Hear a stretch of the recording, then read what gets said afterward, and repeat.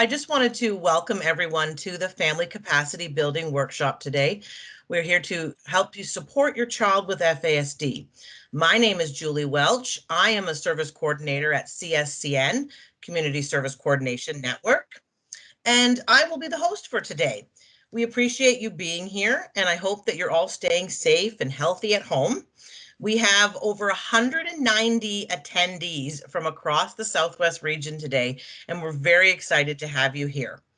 I myself am presenting today from Stratford, Ontario, so I wanted to take this time to acknowledge the sacred land. I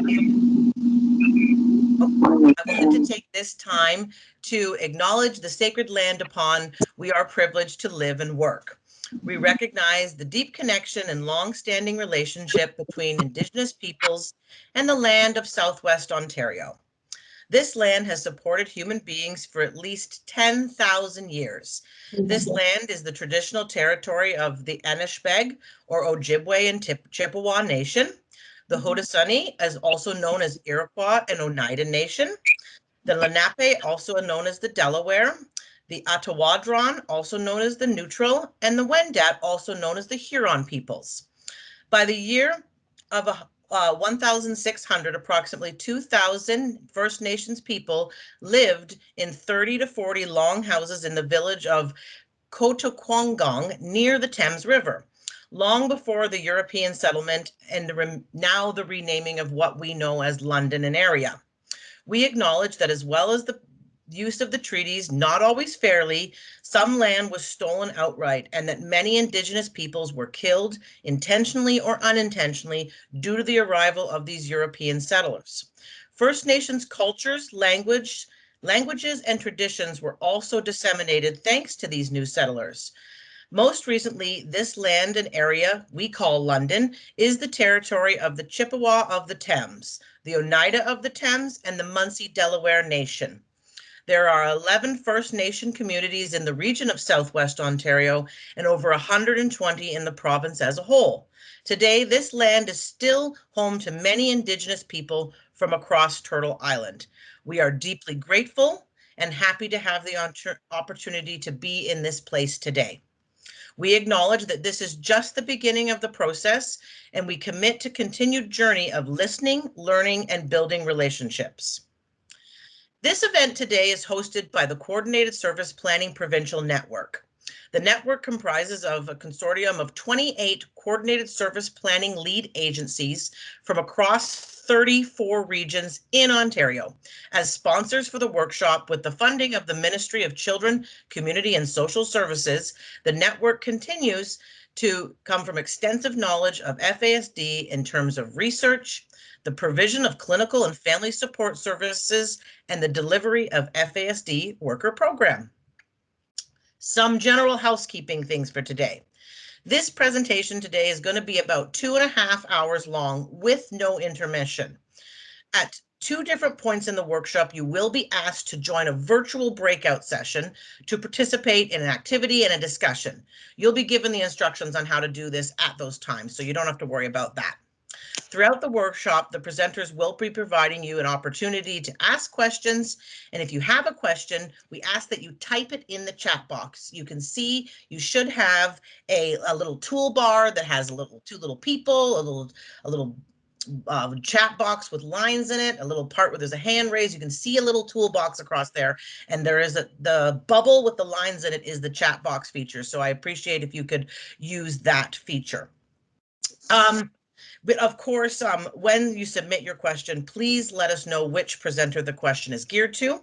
And we may not have the time to get to every single question. And if that is the case, you can send it in an email that will be shared near the end of the presentation. The event, of course, is being recorded right now. So please turn off your camera if you do not wish to be seen during the recording. We also please ask you to mute your microphone while this presentation is in progress because of background noise. And of course, use the chat for questions, comments, or any technical difficulties that you are having. We are here to help, so please reach out if you have any questions or concerns during the event. We have other presenters joining me today. I have Eric I'm going to say your name wrong. Sorry, Eric. Marier. I never say it right. I apologize. He's going to say it right for you, who is the FASD coordinator in Surrey Place in Toronto. We also have Sherry Ball, who is an FASD service coordinator at Community Service Coordination Network for Elgin, Oxford. And they're also helping us during the breakout sessions. We have Lindsey Campbell and Linda McFadyen, who are both FASD coordinators from Contact Brant in Brantford. Thank you, Julie. Okay, let's get started.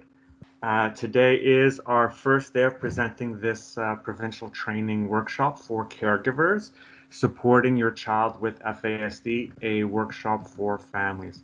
So welcome everyone. Thank you for keeping your mics muted. If you can do that. And also the event, just to remind you what Julie said, the event is being recorded today. So if you do not want to show up in the recording, please turn off your cameras. Okay. Thank you. So there is a lot of information in the presentation today, and some of the language is clinical. So if you have any questions, please ask. You may have questions about the terminology. We tried not to use too many clinical terms, but sometimes, they do slip through and they do end up on our slides. So please ask for clarification if that is needed. So what we hope that you'll be able to walk away with today, our learning objectives, is learning to identify how your child's strengths can accommodate them during challenges. Also, learning to assess when advocacy is required for your child, and learning to detect when to involve your child in solving challenges. So these three learning objectives will keep popping up during our presentation today. And so a lot of the strategies and accommodations that we talk about will tie back to these three objectives. And we've sort of coded some of these strategies. Sometimes when we list a strategy or an accommodation, there might be that green S that pops up beside that strategy. And that means we're just calling back to that learning objective about learning to identify how your child's strengths can accommodate them during challenges. And it's the same for advocacy and for participation. One thing we want to say from the top, and it's something when we were devising this and putting together this workshop, that the most important thing that we wanted to bring across to you today is that this idea of staying connected with your child. Remember to enjoy and remark when times are good. I know we've had a really tough year this year, all of us with COVID, but I know that within that year, you probably got to spend a lot of time with your child. And it's nice to sort of remark to the child when times are good and to comment when you're enjoying yourself with your child. Because too often, the time that we do spend with our child is trying to work through problems and being very problem focused. So remember to comment and label those times as well as good times, nice moments between you and your child. These are the times that you'll build that foundation of trust and support between you and your child. So even now, please take as many short breaks together during the day as much as possible to engage in some of those enjoyable activities. They don't have to be long stretches of time. They could just be short little bursts of time throughout the day, throughout the week. And become detectives together to look for some of the causes for challenges and behaviors. So work together. So problems aren't something that the child does and then you're the parent is then the problem solver. You're both problem solvers, and problems just happen because of different circumstances. The problem doesn't necessarily happen because of the child. So work together to come up with some of the kinds of support that your child feels they might need. Your relationship with your child is more important than getting the math homework done. If you have to choose between getting the math homework done and doing some other stuff or working on some problems together or having a conversation, it's probably more important. That relationship is more important. That relationship is the foundation on which we're going to start building some of this problem solving. So as much as possible, problem solve with your child. We don't want to leave them outside of the problem solving, because that way when that happens, the child starts to view themselves as the problem. So ask your child if they have any ideas that might help, and become detectives together, right? This is one of the learning objectives that we have. We're starting to detect when to involve our child to participate in some of that problem solving. So become detectives together to solve some of your problems as a team. Dr. Ross Green, who is very well known, I'm sure most of you know him, the author of The Explosive Child, says that challenging behavior occurs when the expectations being placed on a child or youth or teen exceed that child or youth's capacity to respond adaptively. So what he's saying here is that there are situations that your child or youth may find themselves in, and they're not able to cope with that situation, whether it be an expectation being placed on them and they don't have the skill to follow through on that expectation, or there's a situation where they don't know what to do, right? And so they don't know how to cope with that environment, with that situation. And that's when we tend to see behaviors. That's when we tend to see your child becoming overwhelmed. And some children are lacking the skills to handle certain demands and expectations. They're not getting upset on purpose.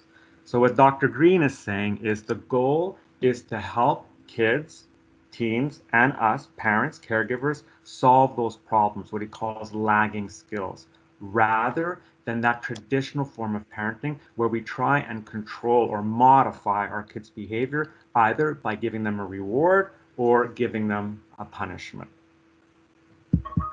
It's better to support your child through those problems.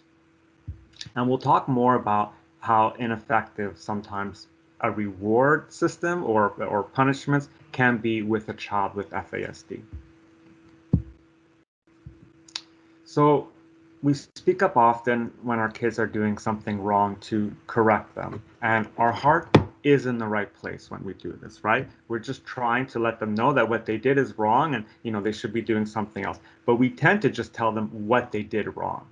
And there are many things during the day that our kids do well and no one tells them. There's so much emphasis placed on their problems rather than their strengths. So another idea that we want to bring across today is to start putting more of your energy and more of your focus on your child's strengths. Remember, placing all our attention all the time on what our child or youth does wrong, it limits their potential. It negates their strengths. To them, if everyone's paying attention to their issues, to their problems, and not on their strengths, they'll start to see that their strengths aren't important. They're not really strengths, right? Their interests aren't important, right? They're not things that can develop into strengths. And that's not true. Interests, when well facilitated, should develop into strengths. We should be helping them with their interests. When we place our attention on what our child does wrong, it is an attempt to correct, and our heart is in the right place when we do this. But it also doesn't tell your child what to do. We're just telling them what not to do. So really it builds on nothing, and there's no teaching. Even though we think we're teaching them, we're not teaching them in those moments. So be strengths focused. Celebrate your child's successes. When you start to place that attention on some of their successes, even if it's to you, even if it's a small success, they'll start to see that this is a whole other, this is another area of their lives, right? It's another area that people are putting a spotlight on, not just the problems, not just the challenges. Also, when you start to label things as successes that they may not have known was a success, but it is, it'll make it easier for them to recognize other successes in their lives, and it'll build self-confidence.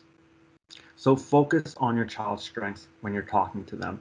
A lot of time when we're talking to our kids and we take the time out of our busy schedules to talk to our kids is to fix something, right? And when we do that, we start to focus more on problems. They'll need to know their own strengths when they're talking to teachers. They'll need to know their own strengths when they talk to employers, so that they can let them know what they can play, what they can contribute in a certain environment. We had a young lady at Surrey Place, and she sat down with her boss, who was concerned because she wasn't fulfilling some of the responsibilities in the shop she was working on. It was a complex kind of shop that she was. Movie studios were using this shop a lot, and she was able to let them know what her strengths were in that meeting. And that meeting was very productive because then that person who oversaw her started to make her responsible for things that she was strong at, right? And that she can contribute to the shop as a whole. We want our kids to be in that position. We want our kids as well to tell their university teachers, tell their college professors their strengths if they're having difficulty in some of these classes, and maybe advocate for accommodations. It builds self-confidence. When you know your own strengths, you are then more likely to seek help when you need help. If you just see yourself as having no strengths whatsoever, you're less likely to advocate for yourself or to ask for help when you need it. Think of the people that are the most confident at meetings at work who ask for help. Or who ask for clarification, or who say, slow down, I didn't get what you just said here, I need clarification. That's someone with a lot of confidence. It's usually someone that's higher up the food chain, probably at your work, right? We want to get our kids to be that confident, to tell people, slow down, I didn't really understand what you just said, right? To start advocating for themselves. Take an interest in their interests. I know I watch a lot of bad TV every night. I fall asleep sometimes, but the thing is that those TV shows or that half-hour show that my son enjoys is an interest, and he wants to share something with me. He wants to sort of start building. What he's doing is he's maintaining that relationship that I have with him, and he wants to share some of his interests with me. Some of these interests do become strengths, right? So when you start to facilitate some of their maybe small interests in drawing and art, you can build that up. If you facilitate that, it can become a strength. And it can spill over, those strengths do spill over into other areas. Interests do become strengths, especially with your support. And tell the teachers in your child's life, tell the EEAs, the coaches, other caregivers of your child's strengths, of their interests. Here we're advocating. We're advocating for our child when we do this, because they may have shown the spotlight on all the issues that your child, or the things your child can't do. We're going to show them the stuff that our child can do and what can do well. So your child does great stuff. Recognize, compliment their successes. Be a strengths detective. There might be strengths out there that you're well aware of, but you yourself have never thought of as a strength. We need to label those as strengths and to tell our child that these are strengths. Keep a strengths inventory and keep it updated, especially as they move to new stages, like moving to a new school. Maybe your child works hard. Maybe they learn by doing. They're a hands-on learner. More and more, we downplay that skill, because kids can learn on computers now. They can learn, by someone telling them. They can take an online course. But learning hands-on, actually being in the moment and learning as someone else is doing it beside you or supporting you, that's a skill. And a lot of kids with FASD have that skill, have that strength. Maybe your child won't quit until she's finished, um, a task. Like, you send her out to shovel the driveway, you call her in for dinner, but she doesn't come in because she's got to finish that task. That's a strength. Maybe they're often in the moment and they enjoy activities to the fullest, and that spills over and it makes you enjoy an activity to the fullest. That's a fun person to be around. That's a strength. Maybe they're captivating storytellers, or they are able to tell funny stories, and we might think, oh, they're just being a show off, they're just showboating, and we don't see that as a strength. I'm sorry, but speaking in front of people and captivating them and engaging them, that's a strength. Maybe they're strong visual learners. They learn very well by seeing someone else do it, or they're able to follow through on instruction just by seeing a visual, right? No one really has to talk. That's a strength. Maybe they're creative. They have that creative spark in a group project that gets the project rolling. Maybe they need support following through on other steps in the project, but just to get a project rolling, few people can do that. That's a strength. Maybe they easily make new friends. You might have a 2-year-old who walks into a park, and within 30 seconds, she's already holding the hand of another 2-year-old. No words were exchanged between them, but they're already friends. That's a strength. And a lot of our kids are amazing with computers. They just figure stuff out. I'm always asking my son how to use certain things. It's a strength. It's not because they were born in a certain generation. It's something that they've learned.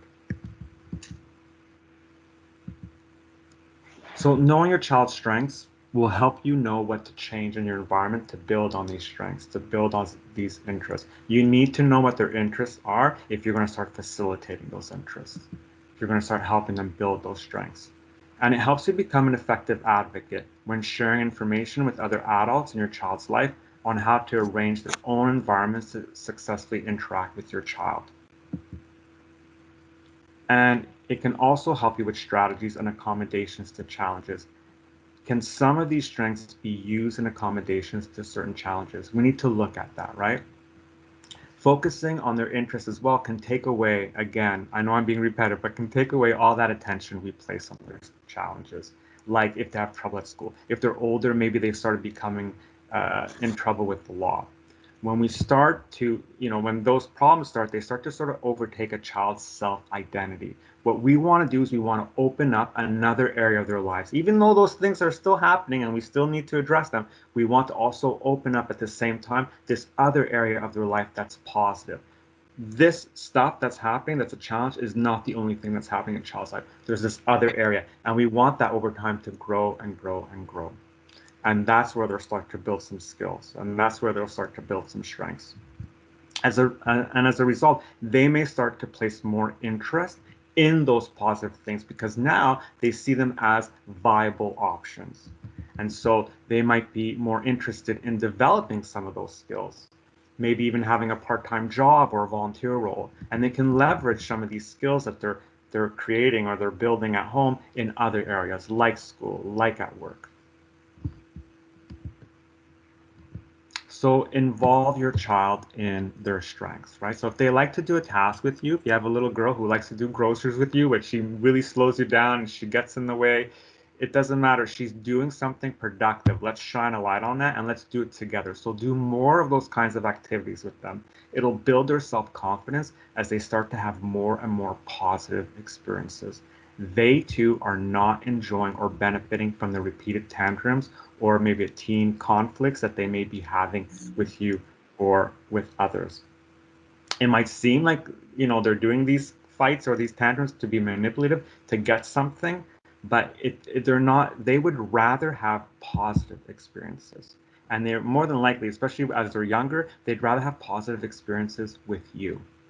So if they like to be outside, involve them in shoveling, involve them in raking. You'd be surprised because you might be thinking, I don't like to shovel, I don't like to rake, but a young child to be able to contribute to the family that way, that might be something that's very enticing to them. Even if they don't do a great job, right? We just involve them in that. And it's a very positive experience that you're both having together. If they like to be helpful, have them take out the garbage.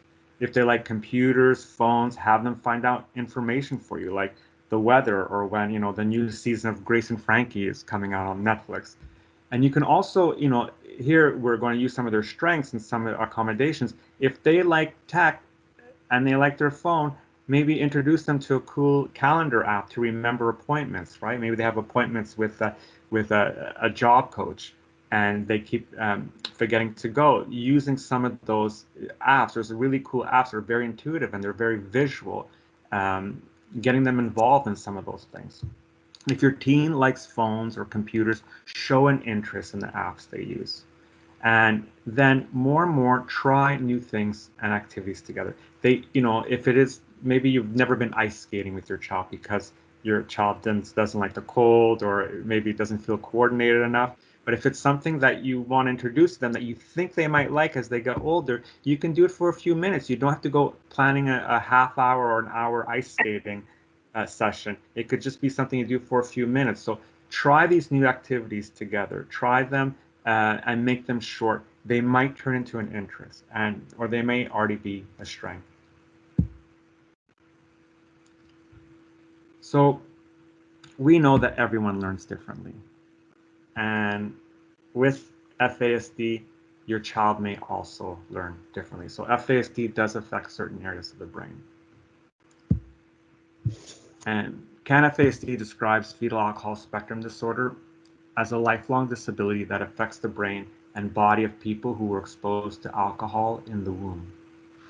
Each person with FASD has both strengths and challenges and will need special supports to help them succeed with many different parts of their daily life. There are 10 brain domains that can potentially be impacted by alcohol exposure during pregnancy. So when we talk about domains, we're talking about different areas of their brain. It's pretty overwhelming to see all those 10 brain domains up there on the screen. Your child may be affected by differences in some of these brain domains, and this may be affecting your child's daily living. So not everyone with FASD has the same brain functions or brain domains affected.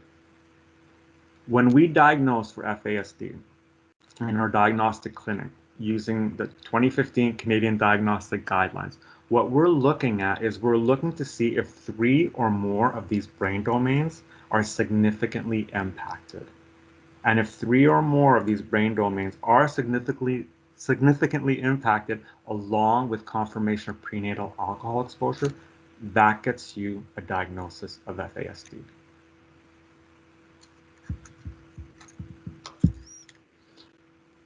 It is overwhelming to see all these 10 brain domains together. So what we've done today is we've taken all 10 brain domains and organized them in a way that is meaningful to families in 4 different categories. So we'll go through all these brain domains by going through these categories. The first category is control. The second is thinking. The third is daily life. And the fourth is physical. So under control, so that's behavioral and emotional control, we put the brain domain of attention. So attention is paying attention to things, sort of sifting through all that sensory input and knowing what to focus on that's relevant. Your child with FASD may be impacted by attention. The brain domain may be impacted due to FASD. And that could mean that they're easily distracted, they have difficulty paying attention or sitting still. Affect regulation is another brain domain we put under control, and that's really controlling and adjusting your emotions. Someone with FASD may have difficulty with that as well. This can also include other diagnoses like anxiety, depression, or a mood imbalance. And then this is a big one.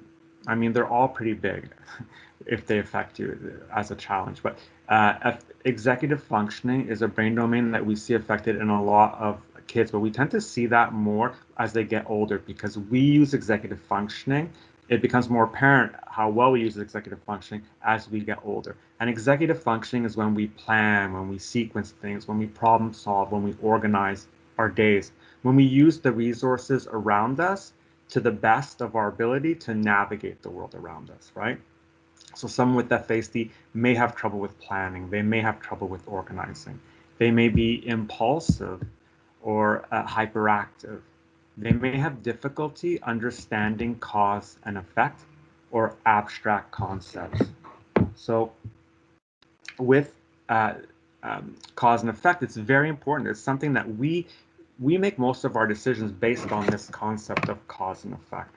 So if someone doesn't understand cause and effect as intuitively as us, it may look like they don't make as great decisions as maybe someone without FASD does. What cause and effect is really learning from a consequence. So if I speed down the road, that's a cause. If I get a speeding ticket, that's the effect. So the likelihood of me speeding down that same road again in the future has now decreased because the cause of me speeding had an effect. I got a speeding ticket. So intuitively, I understand that, and it starts to affect my decision making. If someone with FASD has difficulty understanding as intuitively cause and effect, you can see where problems can arise now, where they can start making the same mistake repeatedly without seeming to learn from that mistake, because that cause and effect sometimes isn't quite there. It's the same with abstract concepts. So they may have difficulty with understanding things that are abstract. Abstract is anything that's not in front of me, anything that I cannot touch. The future is abstract, right? Thinking about what something will feel like in the future, like getting that speeding ticket, is abstract. So making decisions based on what will happen in the future might be problematic for someone that has difficulty with abstract concepts. Other abstract concepts that someone with FASD may have difficulty with are things like money, things like time, right? Knowing how long something will take, not waiting till 9 a.m. when I should be at the bus stop to start showering, to start, putting on my coat. So understanding that whole concept of time and what I can do within that time frame, it's very abstract, that whole planning. Someone with FASD may have challenges with transitions, with change. And there's other abstract concepts too that may be affected, that they may have difficulty with, like the justice system. Is there any questions so far? I know I've I'm flying through this stuff. Before I move on to thinking, Linda, did you want to read one of the questions? Yeah, so there's one question so far. So the question is there testing after diagnosis by doctor? Is there testing by, okay. No, it depends what doctor we're talking about. So I know developmental pediatricians do test, but they're part of a multidisciplinary team, and they usually test along with a psychologist.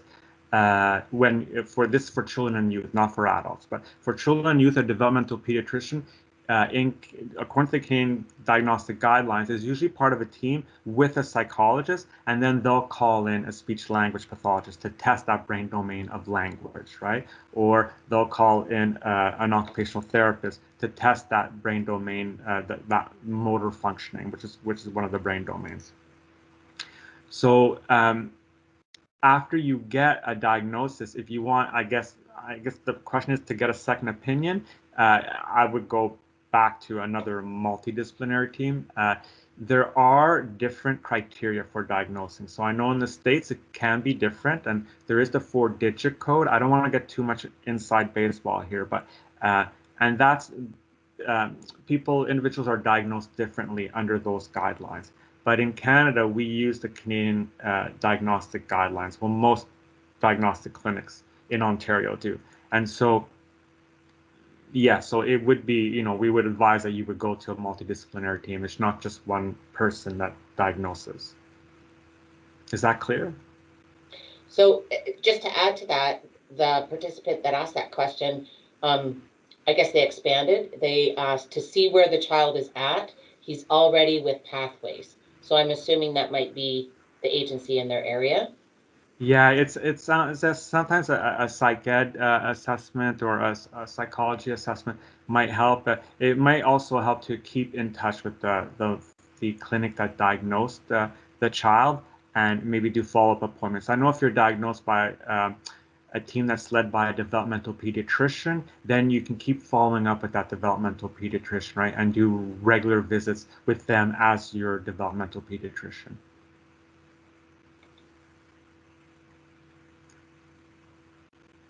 Okay, so I'll move on. Thank you, Linda, for that. So our next category is thinking. And under thinking, we have cognition. Again, that's thinking, reasoning. Someone with FASD may have some challenges with reasoning, may have some challenges, again, planning, solving problems, understanding complex ideas. Memory is another brain domain that can be affected. Some with FASD may have difficulty with long-term, short-term, or working memory. They may also have difficulty accessing information when they need it. There's also, due to memory impairment, there's something called confabulation, where it appears that someone's lying, but what they're doing is they're remembering a memory differently than it may have actually happened, right? So due to a memory impairment, sometimes the brain will fill in blanks, empty blanks within a memory, maybe some details, maybe a sequence, an order of how something happened. And then to make sense of the event, of the past event, the brain will fill in those blanks with maybe other memories, with scenes from movies, stories from other people, other memories. And then when the child retells you the event, it looks untruthful. It looks like a lie. We'll go more into what confabulation is later on in the workshop. But that's something that happens because of a memory impairment. They may also have trouble remembering things or memorizing homework. And then organizing information in a way that they can use it when they need it in the moment. And then language is a domain that can also be affected. And when we talk about language, we're talking about expressive language, so the words that we're able to use to express ourselves, and also receptive language. When other people are talking, what I understand from that language, right? That's receptive language. Some with FASD may have a delay with language development. They may have a difficulty understanding lengthy conversations or understanding instructions. They may speak well, but may not always fully grasp the meaning of words. And then our third category is daily life. Daily life, we put two brain domains in there.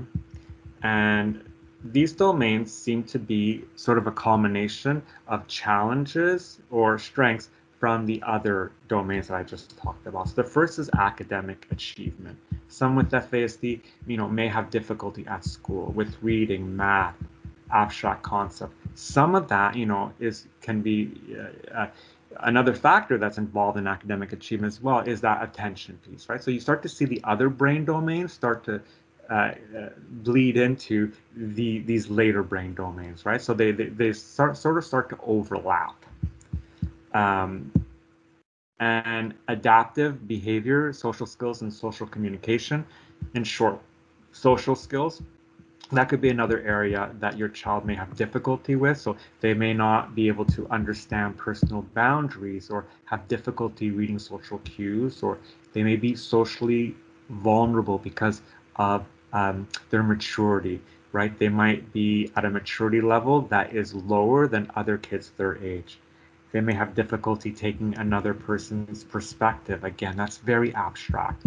And for some of our older kids, they may have difficulty with coping skills, with hygiene, taking care of themselves, managing their own money, managing time. And then the last category we had was physical, and we put two brain domains under that. We put neuroanatomy, neurophysiology, and that's really the brain structure and function. Someone with FASD may have a smaller head, they may have a different brain size, there may be a seizure disorder. And motor skills. Some with FASD may have difficulty with balance, strength, endurance, those gross motor skills like sitting, walking, running, or those fine motor skills, such as anything to do with using our hands and fingers like printing, using pencils, using scissors.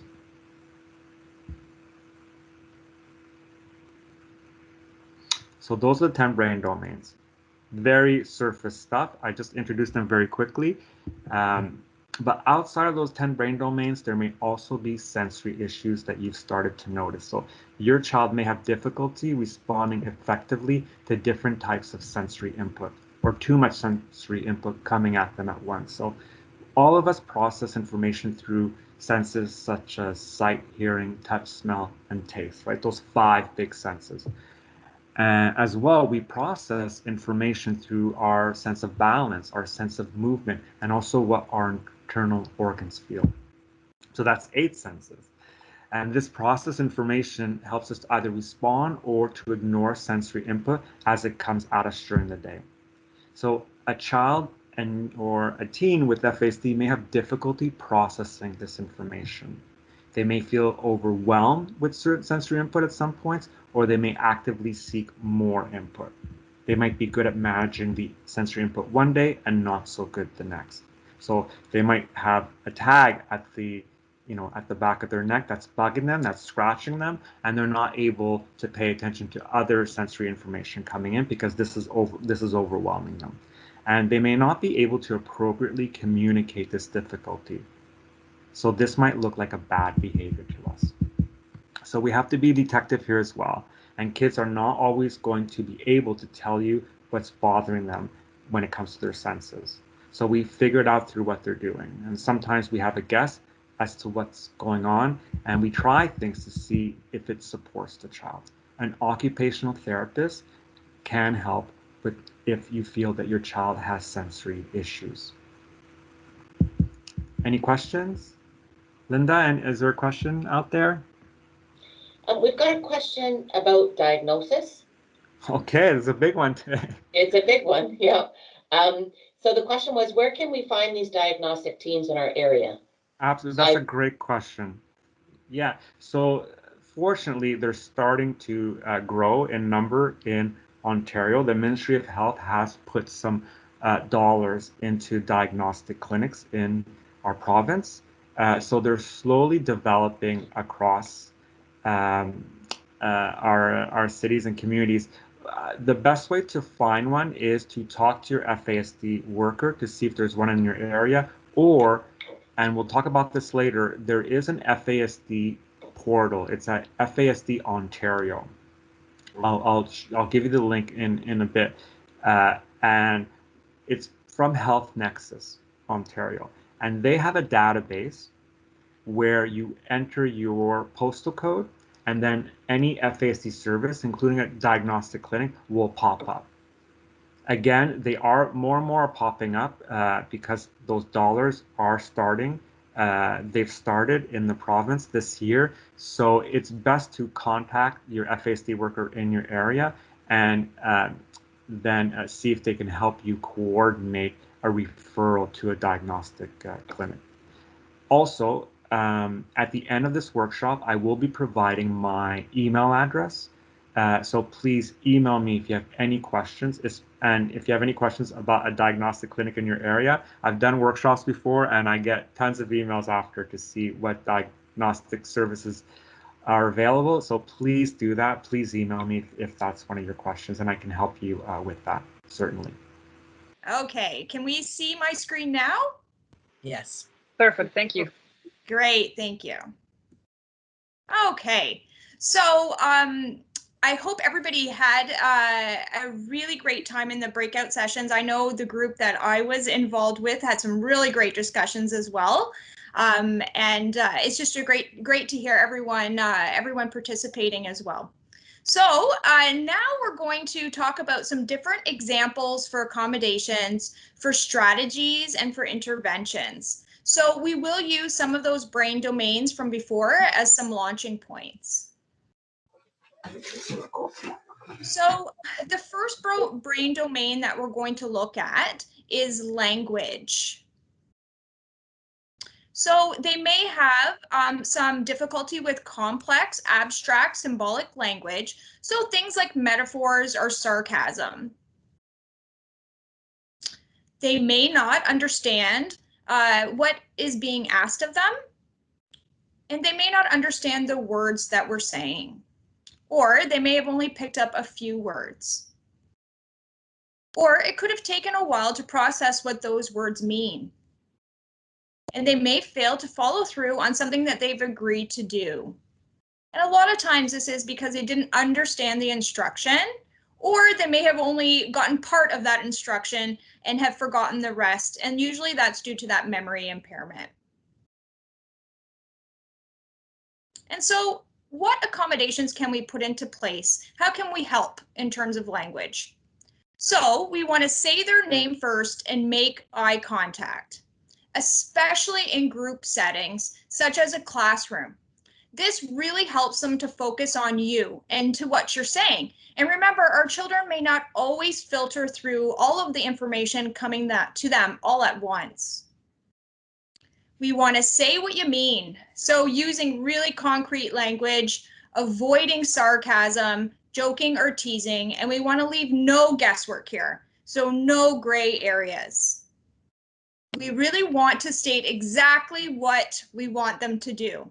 So in this situation, we want to avoid focusing on what we don't want. And we really want to replace that. So if we're saying don't run, for example, we want to replace that with walk. We want to avoid abstract and broad instructions.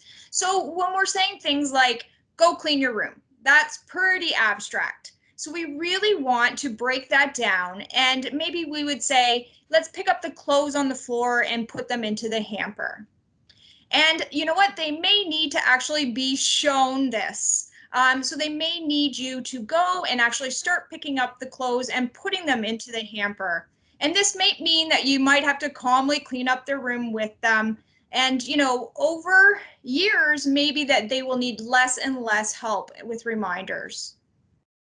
And also when asking questions, we want to be really specific about what information that we're seeking.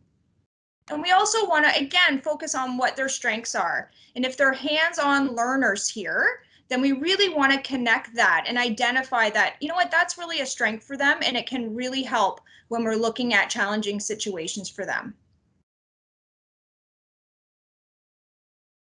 We also want to break everything down into simple pieces.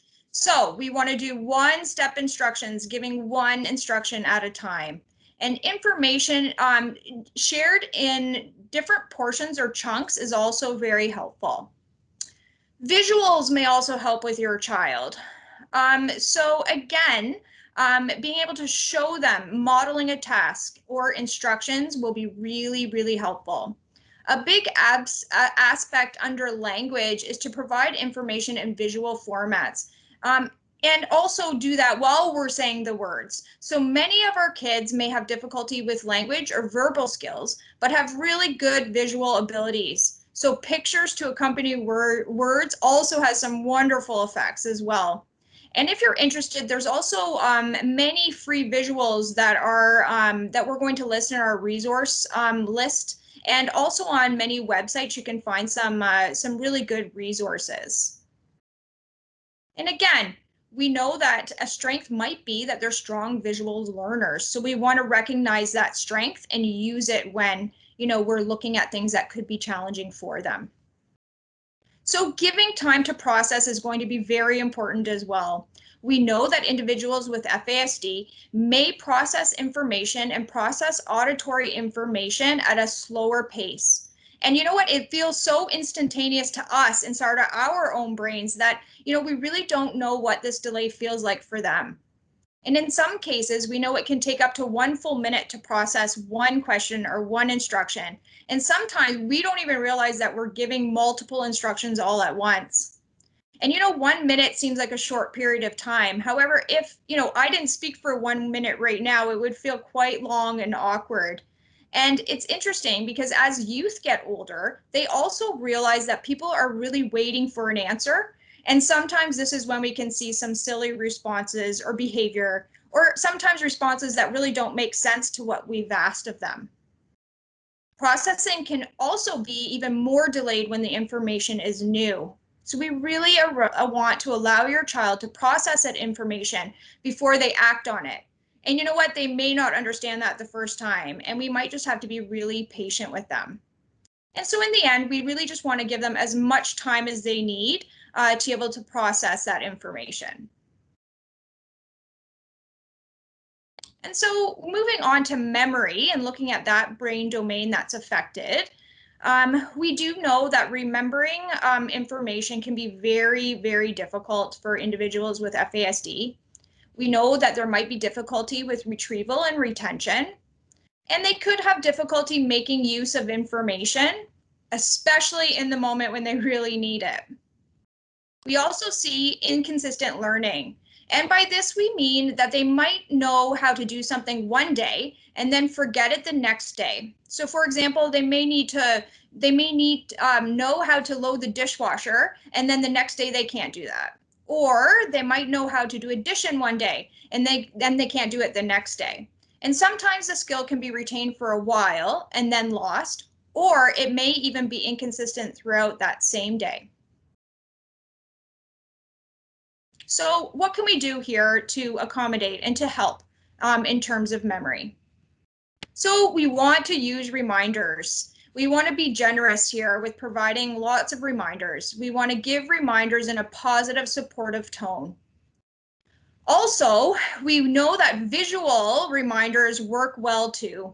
And, we may need to ask them, how and where would you need to see those visual reminders? So we may use things like, for example, here on our screen, a visual schedule or a visual instruction. And we may need to put these above the sink or on machines that they use. And again, if you're interested in finding some of these visual schedules, there is many free visual schedules available on connectability.ca. We may need to ask if they need your help. So we know that your child may not ask for help on their own. Many youth have shared as well as that they don't want to look as if they don't know the answers to questions. And, again, we want to show them that asking for help is okay. We also want to use our advocating here and talk to the teachers and coaches to offer an ask for help environment. And I certainly know some families that I've worked with in the past have really come up and worked with the staff at schools around, if, for example, my child lays his head down on the desk, that might be a code for him needing help. And we really need to, develop those strategies to be able to know when help is needed. And also using repetition when teaching a skill. So we know that we may need to pre-teach prime ahead of teaching a new skill. We may need to reteach known skills. We may need to reteach in new environments. And again here, we are going to look at all of our learning objectives that Eric talked about early on, where we see participating with our youth and also advocating, and here looking at their strengths, knowing that they're hands-on learners. So doing that repetition and showing is going to be really helpful. So let's talk a little bit more about repetition. So your child likely learns best through repetition. We know that short-term memory is often impaired with FASD. Repetition strengthens skills in everyone's brain, even those with issues with memory or impulsivity. And we all know that the more we do something, the less taxing it is on your brain. You know, think of when you first learned to tie your shoes, or later in life when you first drove to your new job in a place you didn't know well. The first times were daunting, maybe even stressful. But as the brain strengthened the skill through repetition, it becomes easier and easier. And sometimes we now even forget that we just performed this task. It's like our hands and our feet just know what to do automatically. And we know repetition can be a really positive experience when it isn't forced and when it occurs naturally. And so, for example, if we were choosing the task of tying our shoes, we would want to make sure that you're teaching the shoe tying and then set aside enough time every morning for that shoe tying activity and also for your support. And we also know that repetition can be a very positive experience when it's structured and built into our already existing routines, and when it's consistent, and when it's supported, which is one of the most important things, is helping your child through a new skill or task many, many times before you as a caregiver do less and less over time. And really, this is relevant at any point in your child's life. Now we're going to move to lying, and we know it's not really lying. We know with FASD, confabulation occurs more often due to memory impairment. And due to those problems with memory, your child may be confused about what really happened. They may retell events in an incorrect order. They may feel ashamed for not remembering, so they make it up to cover. And they may confabulate to fill in the pieces they've forgotten or misunderstood. And as Eric already mentioned early on in the presentation, the brain just automatically fills in the blanks with things they've imagined, something they've overheard from friends, or maybe something they've watched on TV or on screens. And it's the brain's way of really making sense of the event. Another example of confabulation that I think is really appropriate in today's day and age with lots of Zoom and Teams calls, you know, when a speaker is glitching and cutting in and out, and we're left trying to piece together what was even said, or, you know, we didn't catch everything that was said, and we kind of have those distractions in being able to understand what was really said by the speaker. The difference, though, and it's a really important distinction, is that we all recognize that Zoom can do this. And we can say, hey, you were cutting out, you know, I didn't get all of that. Can you repeat what you just said? But with an invisible disability, a student or an individual is not likely to say this to someone, or they may not ask someone to repeat, or even recognize that they actually missed some things there and they didn't really catch everything that was said. So then they just try to fill in the blanks as best they can. Another important note just to remember is that, you know, this concept is not always familiar with people of Indigenous cultures, as the person always speaks their truth as they know it to be. So really important to remember that their culture plays a piece in this as well. And you know what? It happens to us too at times. So what do we do to accommodate for confabulation? How can we help here? So we want to reduce the opportunities to confabulate. We really want to, instead of asking them what they did, we want them to show us. So even having a child demonstrate how they feel through a song or a piece of music can be very liberating for them. Or we could have them go through pictures they took during an event and tell us about the event. That way they don't have to just use their words. So just ask what you really need to know. We want to avoid all of the unnecessary questions. And remember, we want to give them time to process those questions. And it is important to remember that they may give you a response to that question that you asked a while back from earlier in the conversation. And again, this goes back to the need to have that time to process information. We also want to really stay connected to our child here when confabulation occurs. We don't want to be punishing for confabulation or storytelling. Your child, again, and really important to remember that your child may have short-term memory problems or challenges controlling impulsivity. And you know what? They could even see things much differently under stress, and maybe they weren't able to catch every word someone said to them. And if we do use consequences, it will not decrease the confabulation. It will likely only frustrate your child and probably also you as well.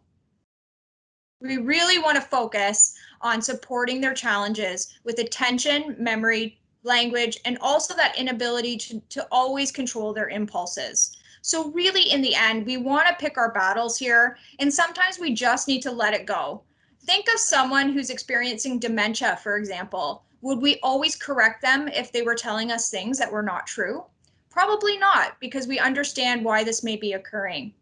I also wanted to just share an example here. I was once working with a caregiver, a grandma who was caring for her grandson. And when we were problem solving, we realized that there were a lot of challenges on the bus ride to and from school.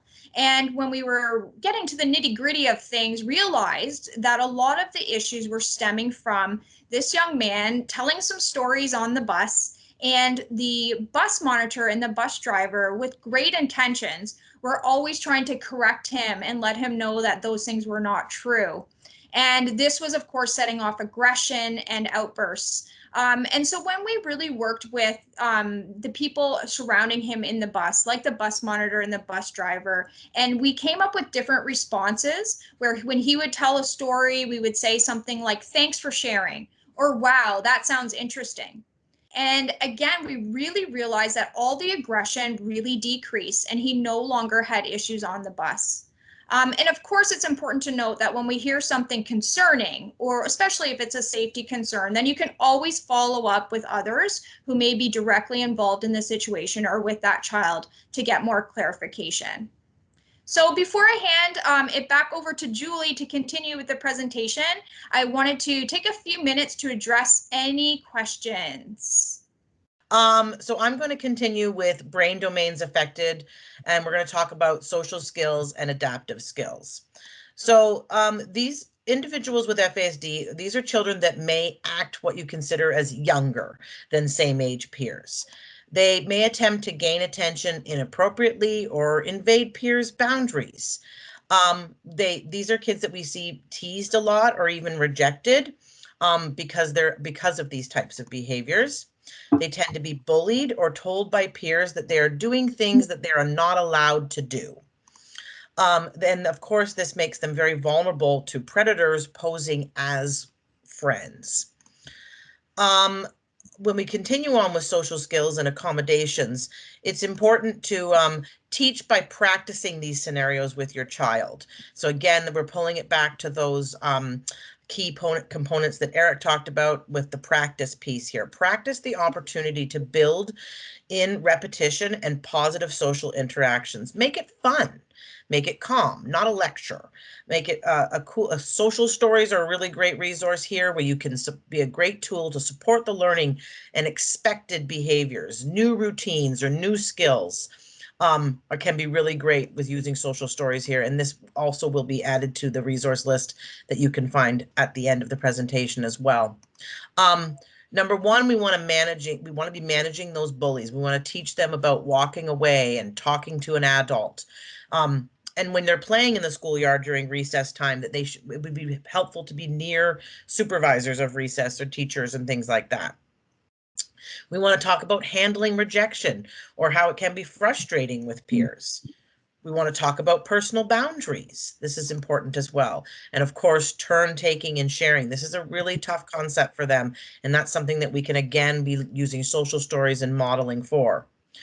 And the strength obviously is that hands-on learner and that strong visual skills. So again, pulling it back to that strength piece. And as we continue on with accommodations, we want to provide those pro-social opportunities. Those social skills groups are a great help there. Recreational clubs and groups where there is extra supervision and guidance and built-in accommodations are very helpful.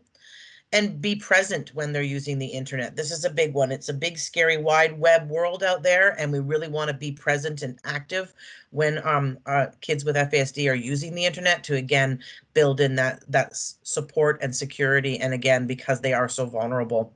Set up internet use in an open public space in your home.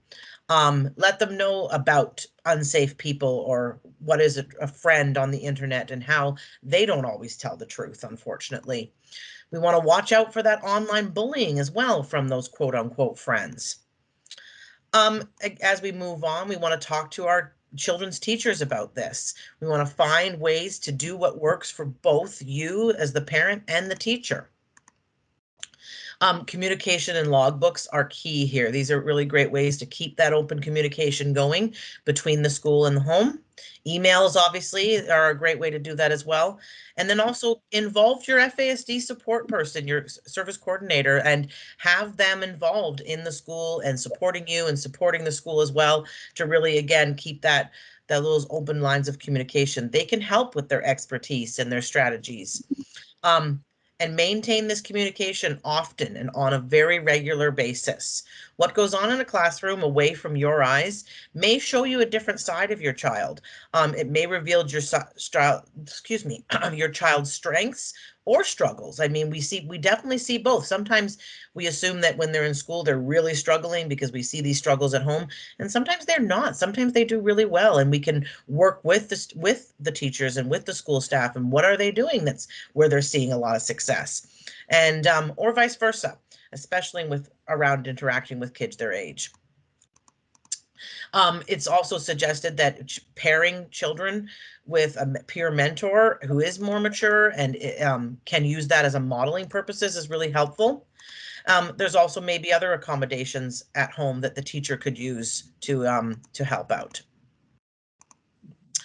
As we move on, we also want to be talking to our children, of course. We need to develop a safety plan with your child. What they can do when they're feeling overwhelmed with peers, sights, sounds, lights, movement in the environment. These are the things we want to have those plans into place ahead of time. So set up that safety plan. Keep the plan very simple. So like I'm sure you've been hearing over and over, very short, very concrete, visual. We want a simple plan. We want to practice that plan. We want to put it into practice at home before we go off to school. We also want to think about how old your child acts around kids their age. So when we're talking about that developmental age, rather than their real age, when organizing and planning those peer-related activities such as birthday parties, play dates, and family functions, think about where they are developmentally as opposed to their chronological age. And play dates probably would be best if it was just one other child. I like anything, there's a lot going on. If there's 15 kids in the room, that's going to be a lot going on. If it's just one other kid and they can really sit down and it can be calm and quiet and they can, really be supportive of one another, it can be a really positive experience. We really want to be supervising those social activities as well. We want to keep everyone safe, and an adult can also provide structured activities for the kids to do together. So if you're kind of, supervising, you're kind of there, but you can kind of move out and move back in and help them build that structure. It's really helpful. Now we're going to move on to sexuality. So this is a big topic, obviously, and it's really important that we teach and inform individuals with FASD. There has to be many conversations around this. This isn't something that's going to be a quick 10-minute conversation, check, and we're done. This is something that's going to be an ongoing thing. We need to let them know that they can ask anything at any time. And this is a link to a website here about teachingsexualhealth.ca. Be proactive, be prepared. So that's definitely the theme there. Here's some more websites as well. Sexual education is essential, and it should be taught to children with FASD about the difference between the public and private. We need to talk about relationship discrimination. We need to talk about informed consent regarding sexual behaviors, age discrimination. We need to distinguish inappropriate and illegal sexual behaviors. And you need to talk to about when and where certain things can happen, and how to address sexual desires in a socially acceptable way. We need to inform them about online sexual behaviors and things that are appropriate and not appropriate. We need to talk about victim impact and how sexual behavior impacts others. So these are all important pieces. Some sexualized looking behaviors, such as self-stimulation, may actually be more sensory in nature too. It's important to remember that.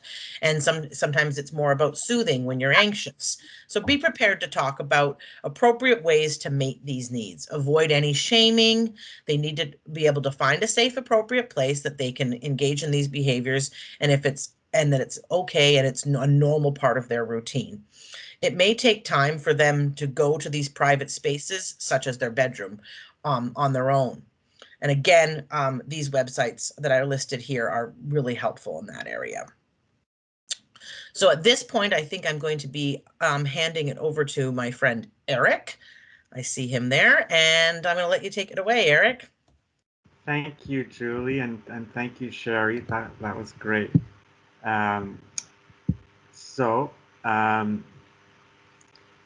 Hope you can see my screen. So the last brain domain that we'll talk about today is affect regulation. So we didn't go through all the brain domains. We're just going through some of these brain domains as launching points to talk about strategies and accommodations. Affect regulation is really the skill of managing and controlling your emotions, your thoughts, your behaviors in a way that best helps you navigate the world around you. So there's a lot going on in affect regulation. Emotional regulation, which is part of that, refers to how efficiently and effectively a person deals with a stressor and then recovers, right? So that's where we see some challenges with our kiddos and teens with FASD. All of us get caught up in a wave of emotions and thoughts that lead us to behaviors that don't help us. All of us produce naturally this burst of energy to better respond to danger, or what we perceive as danger, what we think is danger. And I know most of you folks know this term, the fight, flight, freeze response. That's fight, flight, freeze. And fight, flight, freeze is a natural reaction to danger.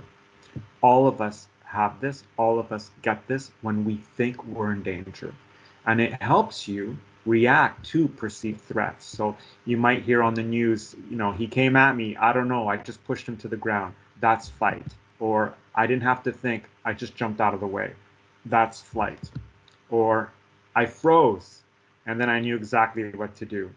That's freeze, right? When we freeze in moments that we find very dangerous. So it's automatic and you cannot control it. It's like a reflex. It's just that some of us over time have become better at judging what really is danger and what's not. So we don't as easily go into fight, flight, freeze. So we can't control fight, flight, freeze, but we can start to see what really is dangerous and what is not. Someone with FASD may misconstrue events as serious threats. So they may see things as much more dangerous than they really are. And when your child is upset, fight, flight, freeze is likely occurring. Your child is not being oppositional. They're not disrespecting you.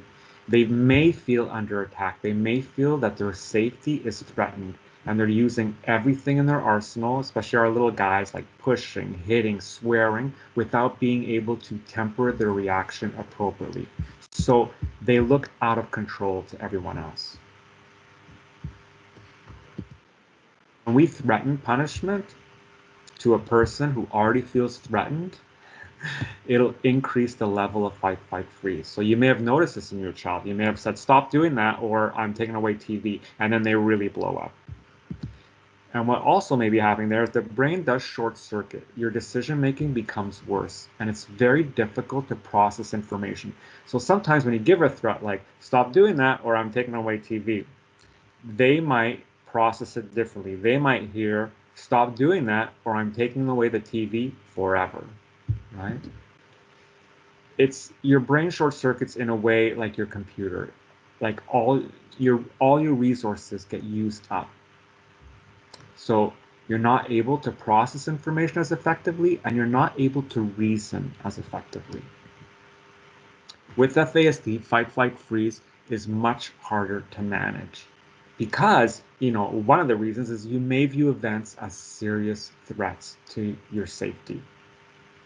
Like someone else getting a compliment. To us, that might seem like, oh, well, my nose is a bit out of joint that this person got a compliment. But to someone that misconstrues events as serious threats, they might see that as a threat. And this physiological reflex, this fight, flight, freeze, is much more intense with someone with FASD, or maybe much more intense with someone with FASD. They may have more reactivity to start with. So what do we mean by more reactivity? So here's a diagram, and I love diagrams because I'm also a visual learner.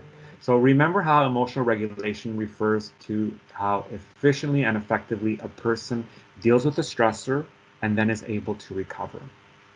Here in the diagram, blue represents the level of innate physiological arousal and reactivity. Yellow is the environmental stress in everyday life. So person A has a typical level of physiological arousal reactivity. A stressor, yellow, is added to their life, but they can manage it. The cup doesn't overflow. Person B has FASD. Their level of physiological arousal may be higher at baseline. So they have much more blue before adding stress. There's a lot more going on in their brain. Remember, these are folks and kids that are working twice as hard as everyone else in the room just to keep up with everyone. So you might have a kid in class who's getting lower grades and he has FASD, but that kid is probably the one kid in class who's working the hardest. So there might be a lot of physiological arousal and reactivity already there. So blue is at much higher before we add the stress. So when you add the same amount of stress, the same amount of yellow, they may overflow and lose control. So the issue here is that the person with FASD may have more reactivity to start with than others, and therefore may react more to the same stressor. Is there any questions? Linda, any questions? Sorry, nothing specifically about this section, but there is one from earlier, which of course is very relevant. So the participant asked, at what age can we start looking for symptoms that you're talking about FASD? So their foster son is about 10 months old and they're paying close attention and they're aware that he was exposed to alcohol in the womb. Mm-hmm. So yeah, so things like, some behaviors you may not see right away, but you may see some like we're talking about here, more reactivity to start off with before stressors, right? The child may react more. I think the first thing is to start checking in right away with a developmental pediatrician, if you can, with a developmental pediatrician who is on an FASD team. So the first thing I would do, even with a 10-month-old, is I would see if there's a diagnostic clinic in my area, get a referral to that diagnostic clinic, and see if they'll see your child. Sometimes they won't because of the child is before a certain age where they can start doing the psychology piece, the psych testing, which they usually do around school age when the child enters elementary school. But some developmental pediatricians on those teams will start seeing the child, right? Will start following the child, and will give you sort of a workup of what's going on. They'll be able to do some tests that they do for developmental pediatricians to make sure that your child is reaching some of those milestones. So it's good to follow up with that. Follow up on your on your inkling of that this child may have FASD, and follow your child's progress until maybe they're a certain age where they can do that psych testing. And they'll give you a diagnostic team with a developmental pediatrician who accepts your child as a patient and will do an assessment. They won't do the psych piece, but they will do their piece as a developmental pediatrician, and they can give you a report, right? And then, become that person's patient, and they can follow up on your child.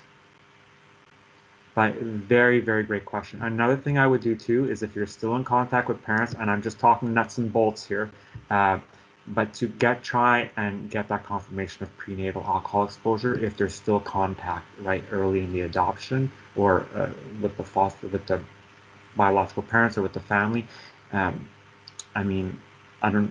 This is something that may come up. They may later on, if you do assess for FASD, they may ask for confirmation of prenatal alcohol exposure.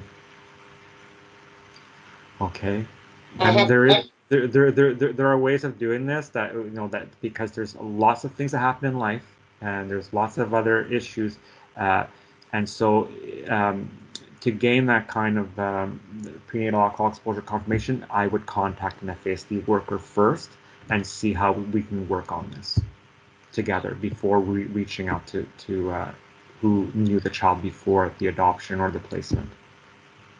And that sort of piggybacks the next question that came in. Can a diagnosis of FASD be made without confirmation of alcohol use by a biological mother? It's rare. They will. Another way that you could see, or they'll accept as prenatal alcohol exposure, is if the child has all 3 sentinel facial features in the clinical range. So it's the sentinel features. So that's features that are associated with prenatal alcohol exposure, not with FASD. With prenatal alcohol exposure are there's the eye size, so the distance, the palpable fissure, the distance across the eye might be shorter. The fill trim here, those 2 lines under your nose might be flat, and a thin upper lip. That's the way that they'll accept that as prenatal alcohol exposure if all those are in the clinical range.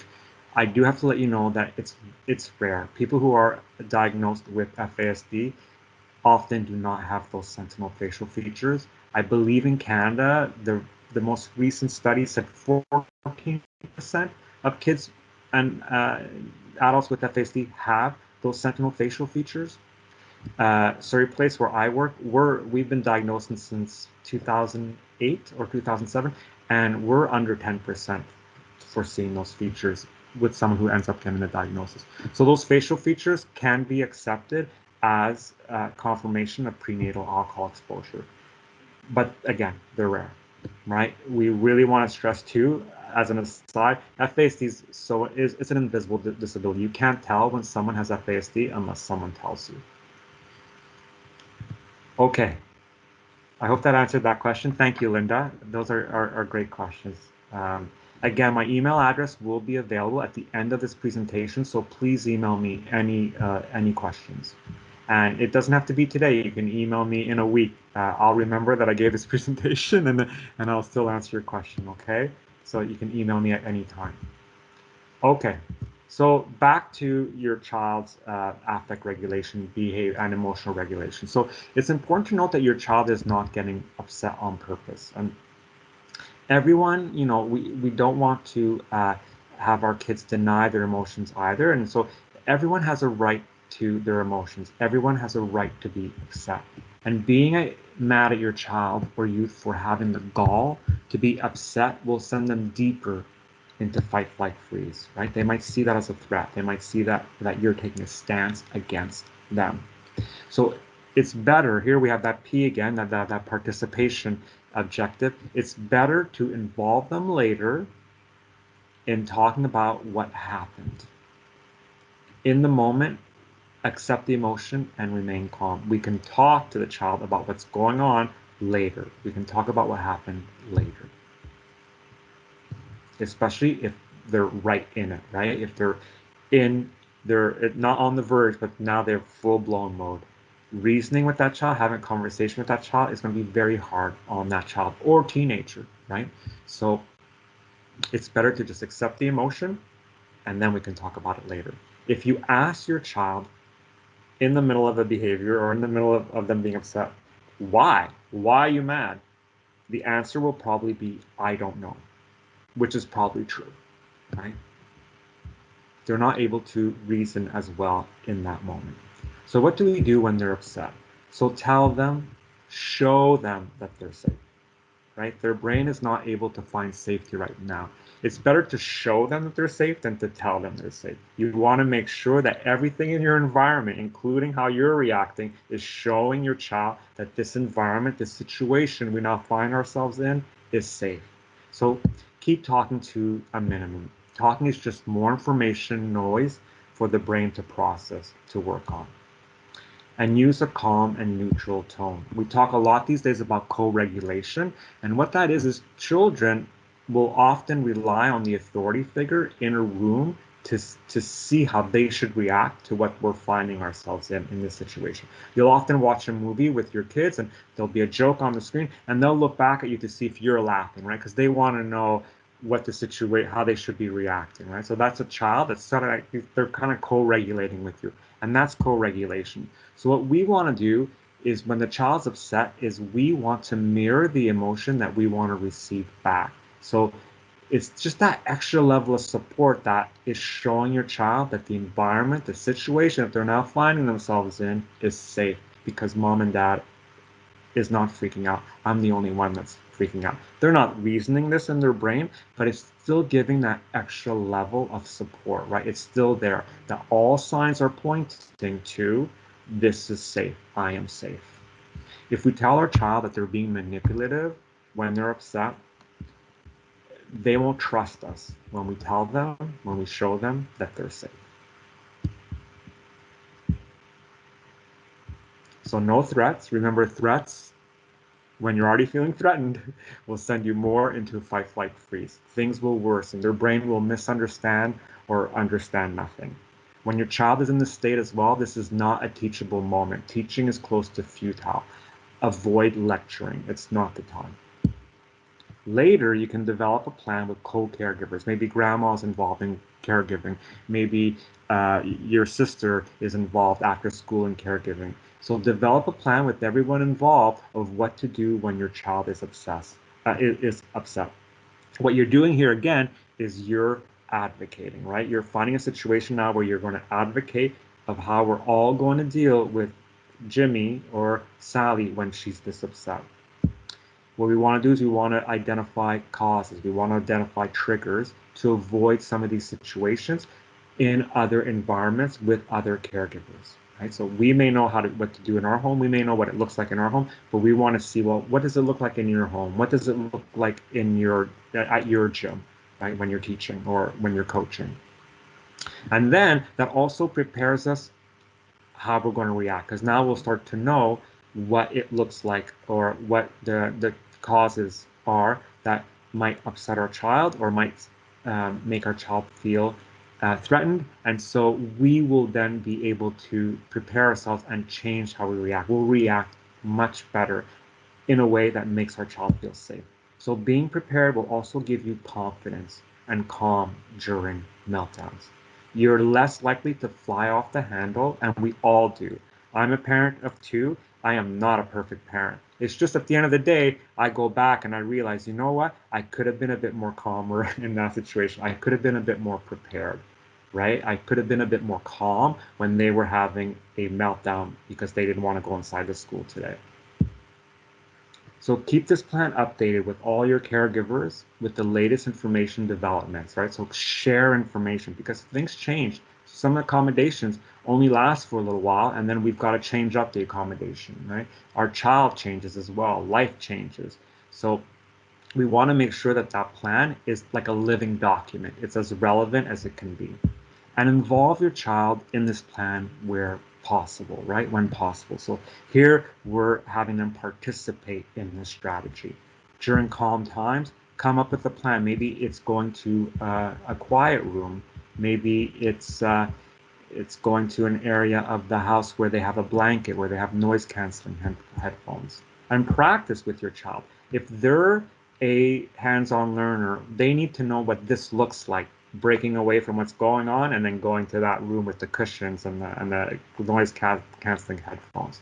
And you may want to practice with a visual cue. So sometimes words, when you're upset, it's just more information to process. And our kids might be more naturally visual learners. So it might be better if you see that they're about to become upset to sort of practice a visual cue that will let them know to go and move into that self-regulating activity, right? That calming activity. It could be a chart with different activities that they can choose from. Maybe they point to a picture on the chart and then it's the noise canceling headphones, then you facilitate that activity for them. Or you give them that chart, they look at it and they make the choice themselves and they're able to get it themselves. But practice that ahead of time. Another thing we have to watch out for, and this is something that I learned myself as a parent that I had no clue, is being excited for a kid, being, looking forward to something, especially if it's about to happen in the next few minutes, is also something that we have to watch out for. So they might be excited for something coming up, and again, the body gives you a burst of energy. Like when we're excited when something's about to happen, right? We get this energy. We feel very alive and we can't wait for it to happen. Well, for a kid, this can take over brain function. And it looks and it may feel like anxiety to them inside their body. So it's strange. Like it's something they're looking forward to, but it might lead them to be more on edge and more likely to become upset very easily. And I've seen that with my kid. When he was 3, we're about to go somewhere like an amusement park, and we're packing our bags and we're getting ready, and then there's a full-on meltdown. And I'm thinking, wow, I took the time off work to do this. I put a lot of work to get this activity going, and now he's not, he's not appreciating everything I've done. He's going to have a melt. He's going to choose this time to have a meltdown. Well, what's actually happening is that burst of energy, right? That being excited. So we have to be very aware that if these kinds of activities excite our children, that we prepare them appropriately, right? That we're calm when we get ready for those activities. We're co-regulating. We're keeping a very calm demeanor. If they're jumping up and down because they're excited for it, we're not jumping up and down with them, right? We're trying to keep everything as much as possible even keeled. If your child reacts this way when they're excited, they may not.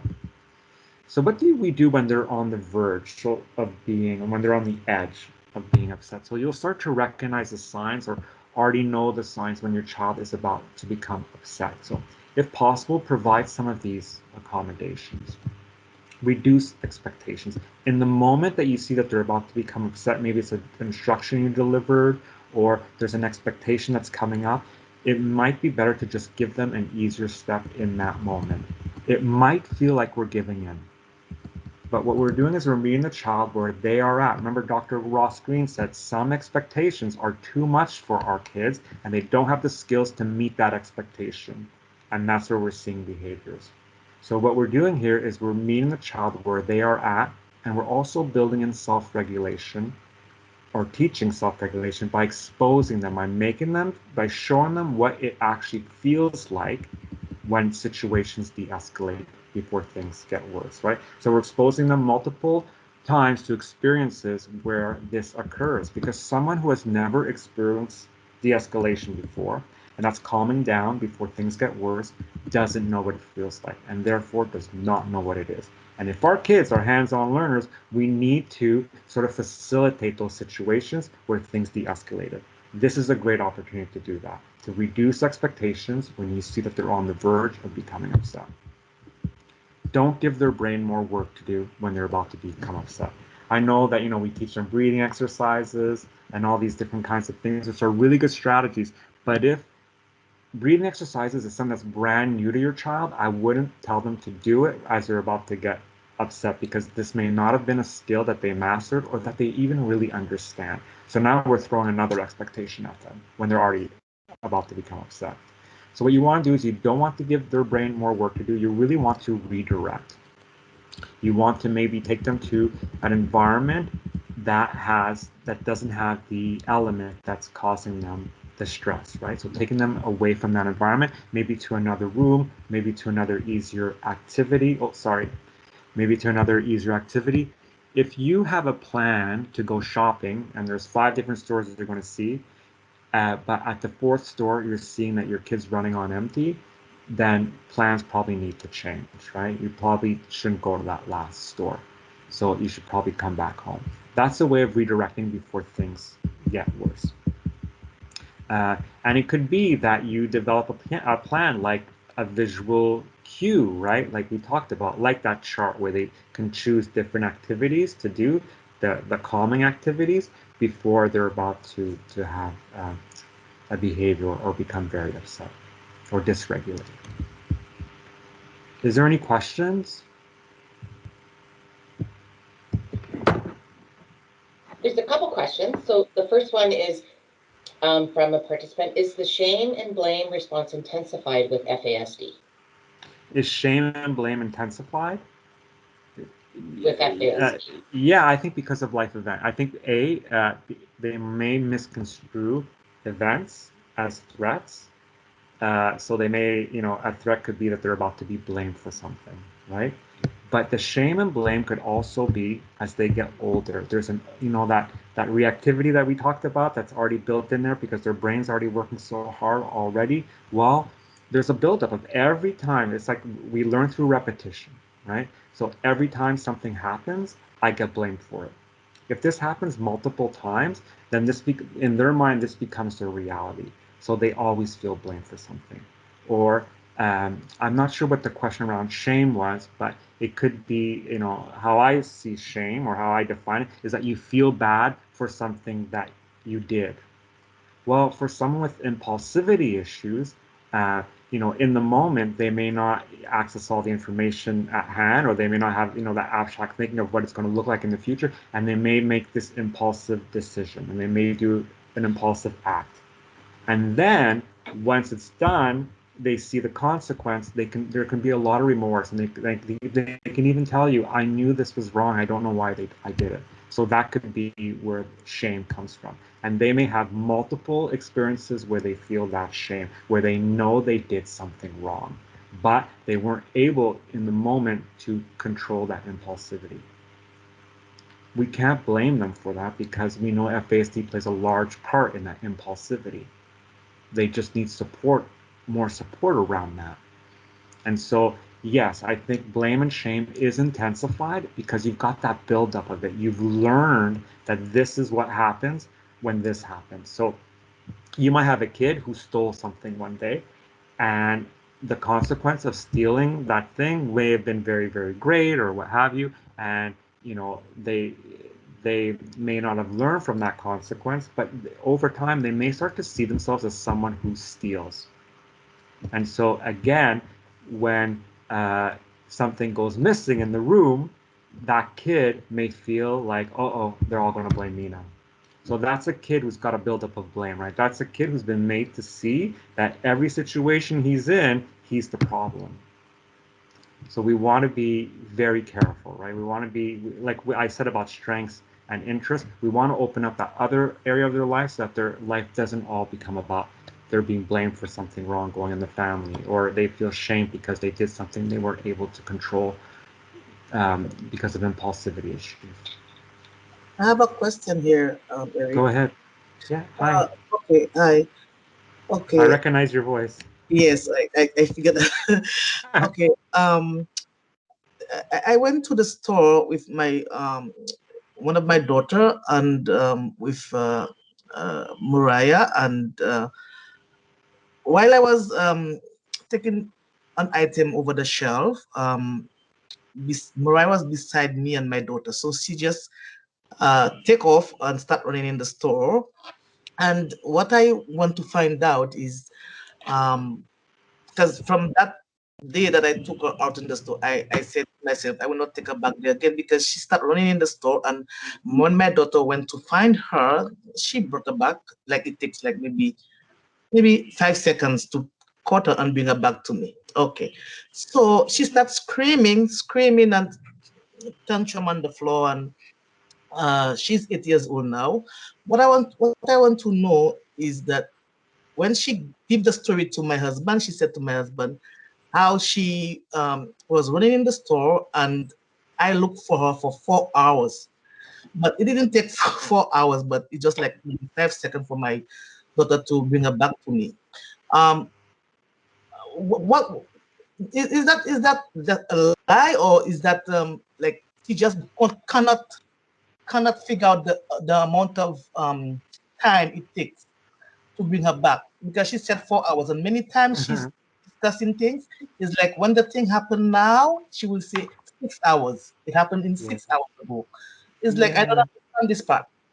Yeah, so we talked a lot about confabulation today, but the lying, the untruths that are being spoken, confabulation can be one aspect of that, right? Another aspect could be they don't know the answer, they don't want to look stupid, quote unquote stupid, so they give you an answer that they feel you want to know. In your case, it looks like time, right? So it looks like that abstract thinking around time. She hasn't figured out time yet, right? She doesn't know how long something will take.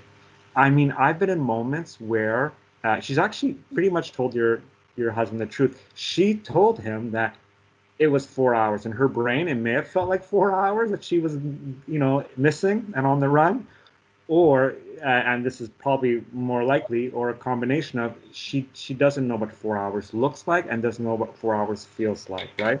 For some kids, 4 hours is better explained by saying it's like watching the movie Soul from Pixar 3 times. That's 4 hours, right? But even your child may not, at 8 years old, may not know, and with FASD, may not really understand how long or what 4 hours actually feels like. Right. And as well, 4 hours for an 8-year-old kid, for an adult who's been through time a lot, 4 hours for us probably feels like 5 minutes for them, right? Like we go through, I remember the first time I worked an 8-hour day when I was a kid, that felt like a week. I couldn't believe I was still at work after 8 hours working away. So my concept of time there is very different from what 8 hours looks like to me now. Lots of things coming into play, but she didn't actually lie to your husband. She didn't say anything that was devious. I don't know how else to say, or dishonest. But what she was actually doing is she was telling him, how best she could communicate that she was gone for a scary amount of time, probably, right? I'm just inferring and assuming what she meant by that. But yeah, so there's lots of things coming into play. So it could be that you work on time and what time looks like, what time feels like. I don't want to get too off sidetrack, but for someone with FASD that has trouble with time, they and some of us are like this too. They time works better when you think of a set routine, right? So if you have a set routine every day about when you come home, so your set routine is I put my bag in this basket, I grab my snack that mom left on the counter, I eat it at the table, I bring my dishes to dad, he puts them in the sink, and then I can go do my homework or what have you, and then I can watch TV. This is a routine I do every day. So when we're talking to a child, then we say things like, well, grandma's coming over at 4 o'clock tonight, or this afternoon. Your child may not know what 4 o'clock means, or grandma's coming over in 2 hours. Your child may not know what 2 hours is or what that feels like, right? What your child may understand is grandma is coming at 4 o'clock. 4 o'clock is in between when you finish your homework and then you get to go watch TV. Grandma's going to come in between that. So that's how some people understand time, is through a set routine, especially our kids. Thank you. So you could work things out like that when you're explaining time to her, and then you can refer back to it, right? So you could say things like, 4 hours, Mariah. Oh, sorry, I shouldn't have said her name. 4 hours is feels like, and then so and so, right? These set routines that you have in place. I don't know if that helps, but Thank you. yeah, it was nice hearing your voice. Always nice. We haven't spoken in a while. So anyway, my last thing that I want to say around behavior, I just added this in because I thought it was very interesting. It's around testing behavior, and we see that often with kids who don't feel safe in some environments. So this is a great quote. Testing is often certainty-seeking behavior. This is from Nathan Orey, and we see testing behavior a lot when a kid has a new caregiver in place or a new teacher in the classroom. And it seems like they're trying to test to see what they can get away with. And this is not what's actually happening, because what's really happening is this new caregiver, this new teacher has now been introduced to an environment that may have had a set routine, that may have had some kind of consistency. So what's actually happening with testing behavior is the body, the brain is testing for safety, for consistency. This is something that I know as a kid I did. I now can understand a lot of my behaviors. It was around this testing for safety, consistency, behavior. And a lot of times what we'll do is we'll take away things when a kid is testing us, right, to try and control that behavior. And that's actually something that I want to tell parents is not a good thing to do, because when you take away a scheduled event, like if you were planning to go to grandma's, you were planning to go to the amusement park, or a regular scheduled event like recess time, so a teacher might take that away to sort of control the behavior of a child who's been doing a lot of this testing behavior. We're actually hurting the situation more, because now we've made our environment even more inconsistent. We've taken away even more certainty in that environment by taking away that scheduled event. I would go into classrooms where this child who had a lot of behaviors was allowed to do, he would do his homework, and then he'd get to play a game, and then he'd do more work, and then he'd get to do this thing. And they were using this reward to sort of encourage the behavior of doing math, but they were scheduling the reward inside a visual schedule.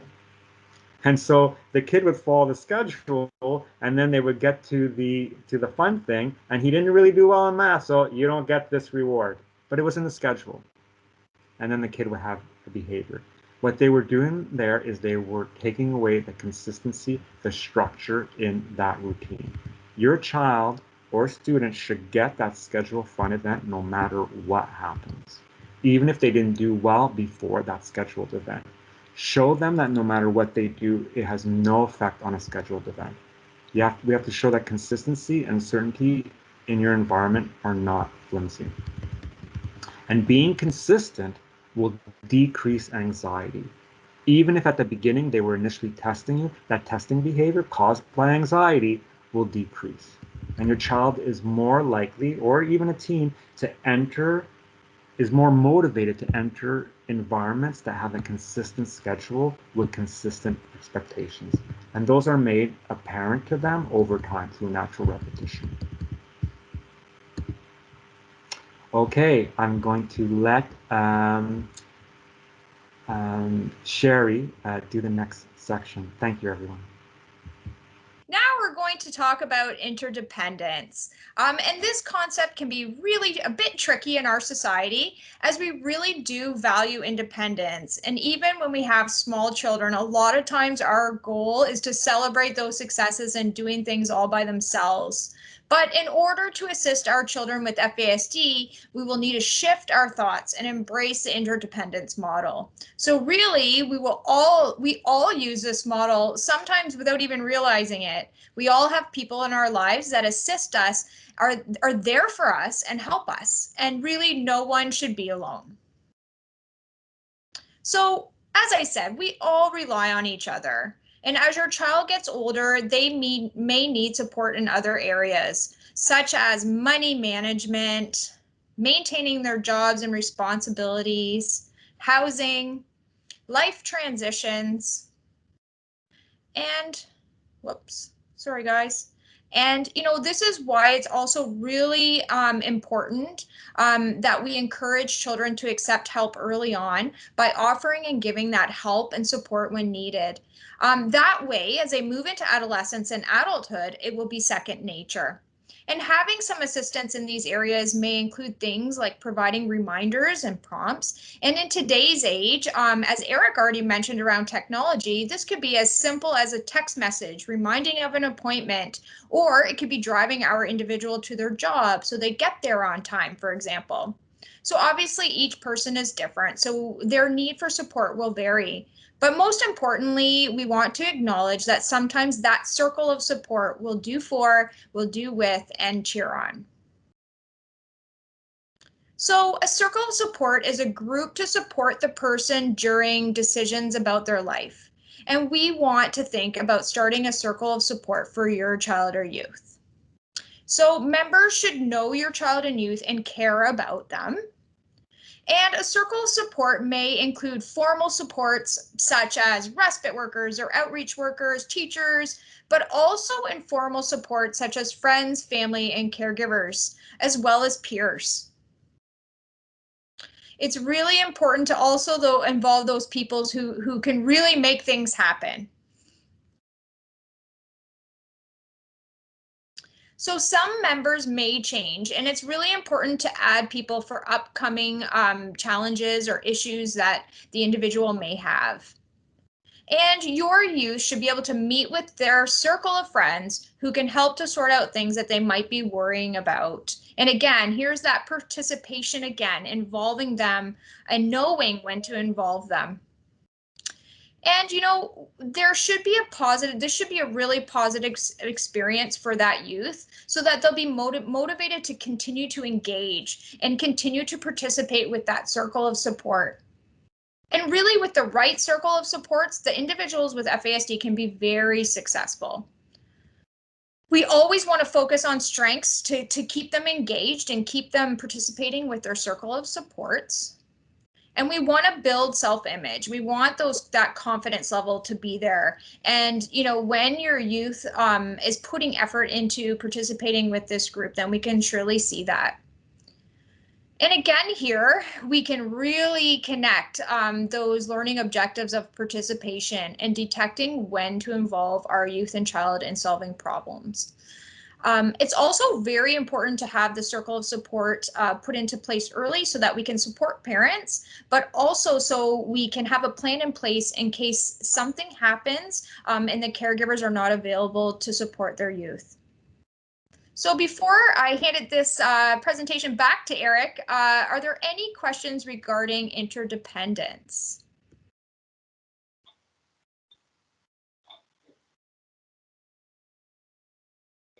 So we didn't have any specific questions about interdependence. Okay. Oh, sorry. But I've got some questions we can probably add to the end, just in general, after we do our scenario. Okay, sounds great. Okay, thank you, Sherry. That was great. So we're going to do another activity. So I think what Mariana, we won't go yet. I'll give you the cue of when we'll go, if that's okay. I just want to sort of describe a bit what the activity is before we jump into the room. So this activity I've called We Are Detectives Part 2. So we're going to be, we have a big theme today about being a detective, right? Around trying to source and suss out what some of the causes of some of our issues that our children are having are, right? And how we can work through them together. So what we're going to do right now is we're going to think back to the earlier scenario. When you go in your breakout room, that scenario will be back on the screen, just to give you a reminder of Amy's story, who's 8 years old.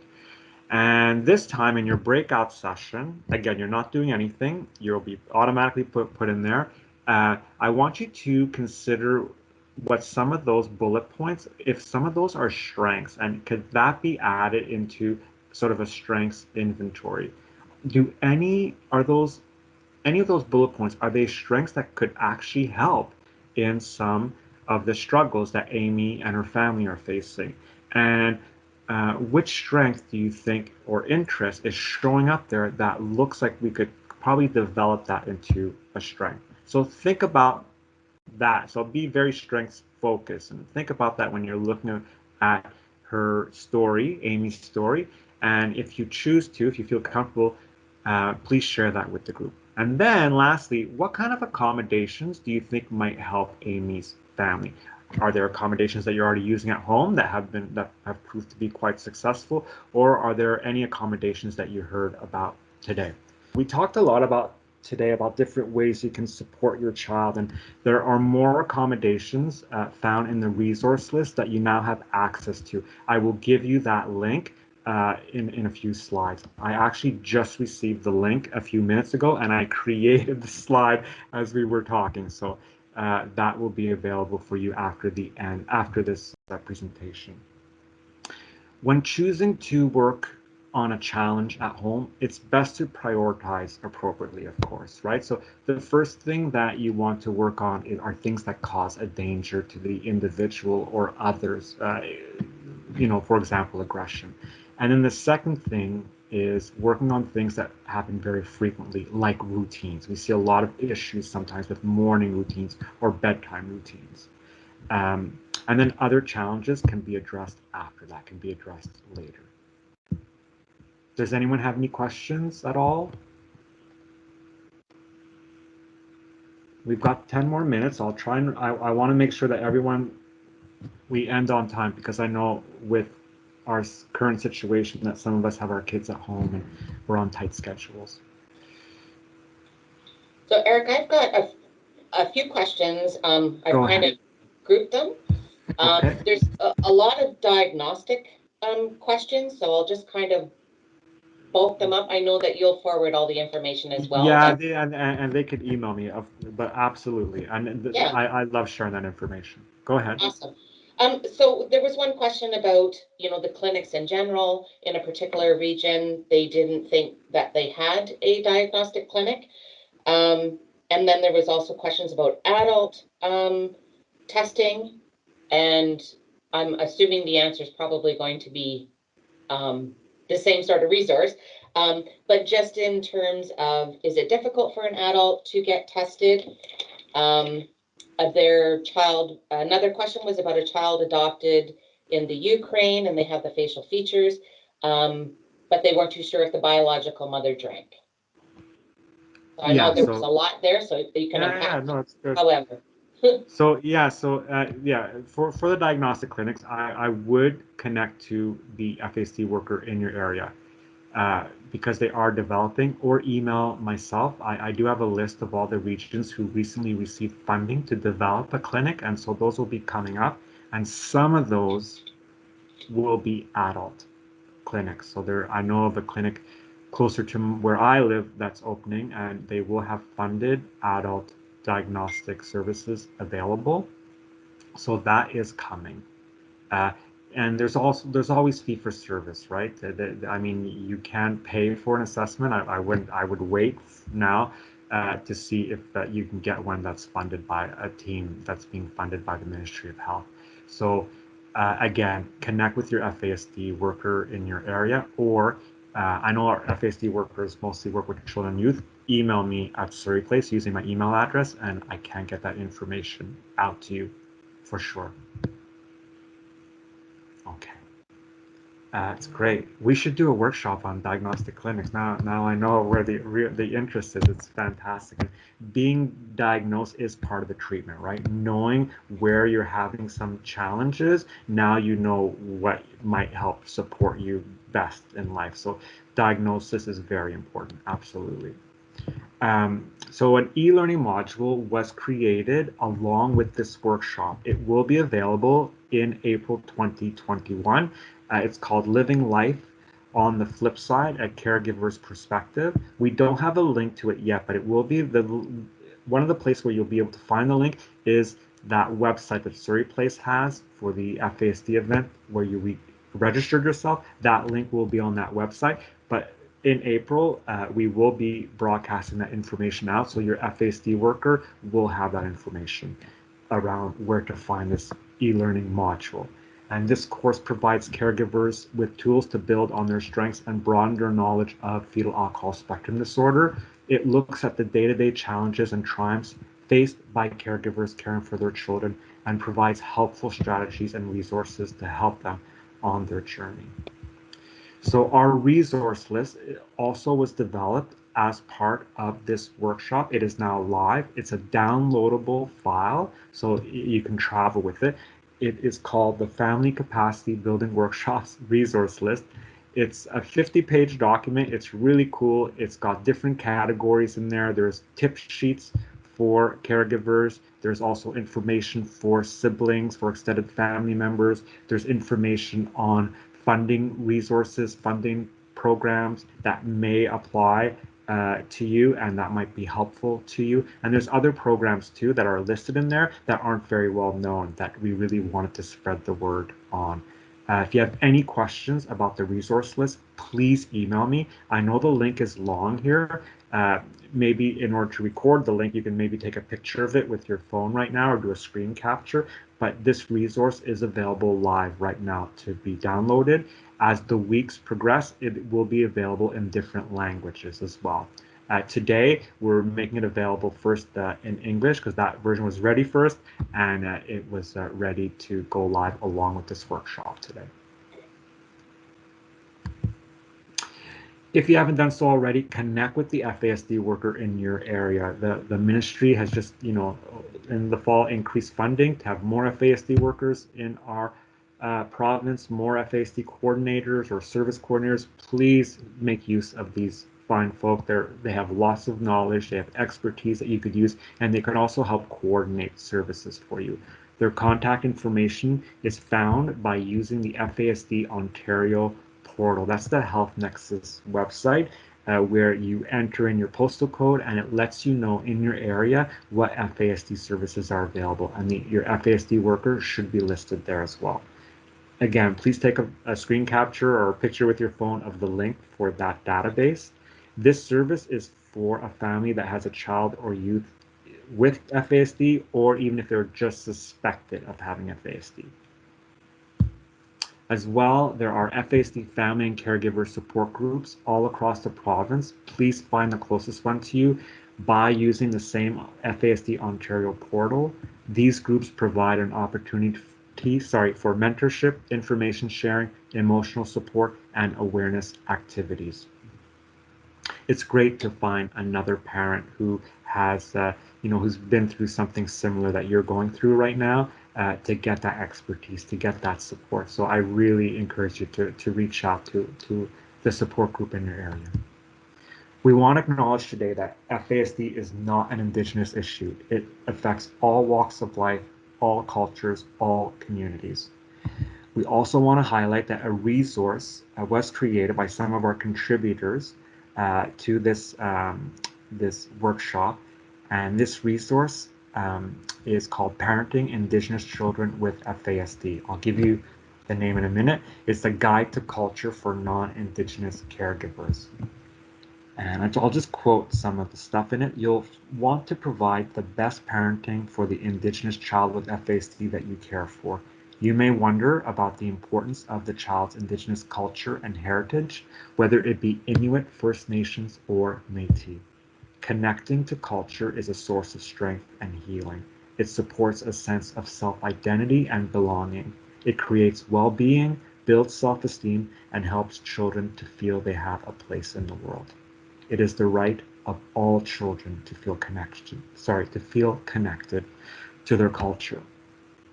Ideas to respectfully connect a child to their culture can be found in the resource Parenting Indigenous Children with FASD, a guide to culture for non-Indigenous caregivers. I apologize. So if you Google this, there's a link to the Health Nexus website, which will provide you with this resource, which is a downloadable manual, a downloadable guide. It's also, the link is found in the resource list as well. It's a great guide, and our contributors today did a fabulous job putting that guide together. Sorry, I'm losing my voice. So we want to thank you for spending all this time with us this morning. We really appreciate it. You're our very first audience, the very first people in Ontario to have seen our workshop. Marianne Bukowski, who was one of the parent contributors. We also had Darlene Duran. They were two great parents who helped create this resource. Marianne said, "We know that parenting children with FASD can be rewarding, and our loved ones can live successful, productive lives with support." Today's session was brought to you by the Coordinated Service Planning Provincial Network. They are a consortium of 28 agencies serving 34 different areas or regions in Ontario. And they were also our partners today in bringing this to you. And thank you to all the contributors who met to put this together, between the late November up until early January, they developed this great material for this session, and these were everyone who contributed. There were more people as well, because other people would always give us their 2 cents, and it was always very appreciated. And thank you to our sponsor, the Ontario Ministry of Children, Community and Social Services, whose funding made this workshop possible today. Thank you, and I will let Julie take it away for our outro. Thanks, Eric. So that wraps up today's webinar. Thank you for joining us. Your feedback is important to us, so we want to hear from you about your experience in today's presentation. Very soon you will receive a brief survey to your email, and you'll be able to, where you registered for this event, and we'd love for you to fill that out and let us know your feedback. Thank you again for joining us. On behalf of everyone at the Coordinated Service Planning Provincial Network, we want to wish you a great day. Thank you, guys.